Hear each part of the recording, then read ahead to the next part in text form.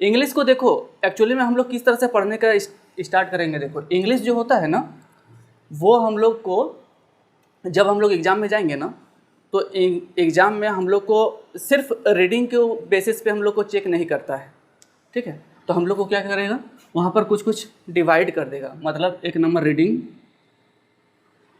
ठीक है, writing, grammar, ठीक है, और उसके बाद हो जाएगा बुक्स, ठीक। ये 4 गो चीज़ से वो हमको चेक करेगा। समझ में आ रहा है। सिर्फ यदि किसी को ग्रामर अच्छा लग रहा है, सिर्फ राइटिंग अच्छा लग रहा है, रीडिंग अच्छा लग रहा है, ऐसे काम नहीं चलेगा। वो जो 100 नंबर जो बनाता है ना, 100 मार्क्स, ये 100 मार्क्स में ये सारा चीज़ वो डालेगा।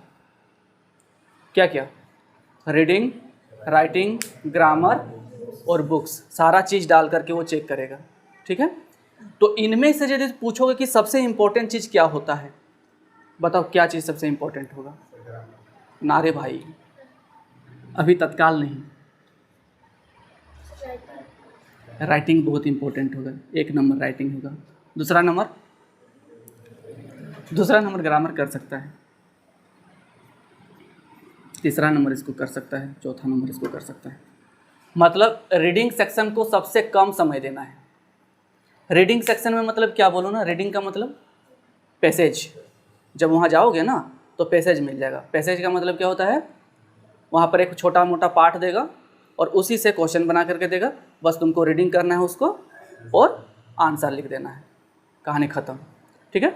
तो मतलब क्या है, वहाँ तुम्हारे आंखों के सामने सब कुछ रहेगा। समझ में आ रहा है। वहाँ पर आंखों के सामने सब कुछ रहेगा, वहीं से देखना है और वहीं से आंसर कर देना है। तो ये तो सबसे ईजी है, ठीक। तो अब इसी से मिलता जुलता ये है, जिस तरह से ये बोले ना अभी, सेम टू सेम ये वही है। अंतर क्या रहेगा, अंतर बस इतना रहेगा कि उसमें पाठ यहाँ पर आंखों के सामने है और क्वेश्चन भी है ना। यहाँ पर पाठ है आंखों के सामने और क्वेश्चन भी है आंखों के सामने, ठीक है। इसमें क्या होगा कि ये चीज़ नहीं रहेगा, ये तुम्हारे दिमाग में रखना है तुमको। समझ में आया। एक चैप्टर का नाम बताओ। The fun they had. ये कहानी जो है, ये जो पार्ट जो है, ये तुम्हारे दिमाग में रखना है। क्वेश्चन यहाँ पर रहेगा ऑलरेडी, ठीक है। बस क्वेश्चन देखो, दिमाग से निकालो कि कौन सा चैप्टर का दिया हुआ है, ठीक है, और बस लिख दो। मतलब सेम टू सेम यही चीज़ है। तो इसीलिए इसको 4 नंबर में रखे, इसको 3 नंबर में रखे हैं, ठीक है। ग्रामर तो पढ़ना पड़ेगा, और पढ़ना पड़ेगा मतलब ज़बरदस्त पढ़ना पड़ेगा, ठीक है। यहाँ गलती मतलब क्या बोलते हैं कि मैथ पढ़े हो ना, कि मैथ में किस तरह से होता है कि गलत माने गलत, तो उसी तरह से यहाँ भी होता है, क्योंकि 4 गो ऑप्शन दे देगा, ठीक है। यहाँ पर सपोज दैट कुछ दे दिया कि आई गोइंग टू मार्केट, ठीक है। यहाँ पर दे दिया एम, दे दिया इज, दे दिया आर, दे दिया, ठीक है, कुछ भी दे दिया। अब यदि एक गलती कर दोगे तो गलत हो जाएगा। मतलब यहाँ पर उम्मीद नहीं रखना कि सही हो जाएगा। सर ग्रामर में उम्मीद नहीं रखना कि सही हो जाएगा, मतलब गलत हो गया, मतलब गलत हो गया। समझ में आ रहा है। इसमें वैसा नहीं होता है। किसमें, रीडिंग में ऐसा नहीं होता है और बुक्स में ऐसा नहीं होगा। बुक्स में 2 गो मिलेगा ना, 2 गो बुक है ना तुम लोग का। तो बुक्स में और रीडिंग सेक्शन में ऐसा नहीं होता है, क्योंकि उसमें जैसे कि 30 वर्ड्स का दिया हुआ है लिखने के लिए, या तो फिर 50 वर्ड्स का लिखने दिया हुआ है, तो कुछ भी लिखोगे ना तो वो कैलकुलेशन करके कुछ ना मार्क्स कुछ दे ही देगा। लेकिन बताओ यदि हम इसमें यदि ईच डाल देते तो क्या होता। कोई उम्मीद नहीं रखना कि सही हो जाएगा सब। मतलब ग्रामर में गलत का मतलब गलत होता है, तो इसीलिए इसको पढ़ना पड़ेगा। राइटिंग क्यों जरूरी है, क्योंकि राइटिंग का तुमको कुछ अता पता नहीं रहेगा, ठीक है। वहाँ पर एक लेटर लिखने दे देगा, एप्लीकेशन लिखने दे देगा, ठीक है, नोटिस लिखने दे देगा, रिपोर्ट लिखने देगा, आर्टिकल लिखने देगा। अब वो सारा चीज़ तुमको खुद बनाना पड़ेगा। सपोज दैट कि इधर से एक बस जा रहा था, इधर से एक स्कूल वैन जा रहा था, टक्कर हो गया, एक्सीडेंट हो गया, उस पूरा सीन को तुमको लिखना है।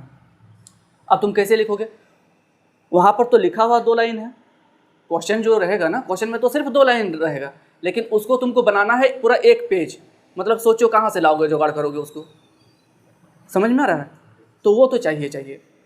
तो इसीलिए जब कभी भी एग्जाम में बैठोगे ना तो तुमको इसी पैटर्न को फॉलो। तो ये पैटर्न क्यों फॉलो करना है बाबू?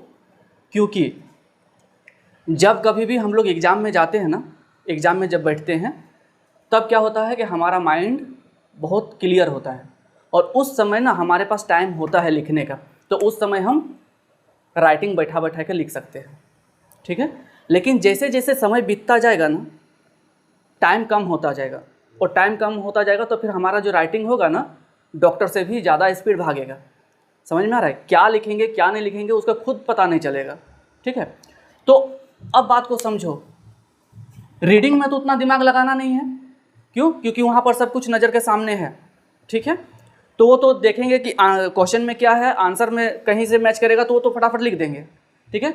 ये यदि तुम पढ़ा है तो तुम्हारा तो आएगा, ठीक है। तो ये दोनों के लिए ना टाइम बचा करके, मतलब वो एकदम लास्ट में रखना है, ठीक है। वो खींच दोगे, क्यों पता है? इस समय नंबर मिल जाता है।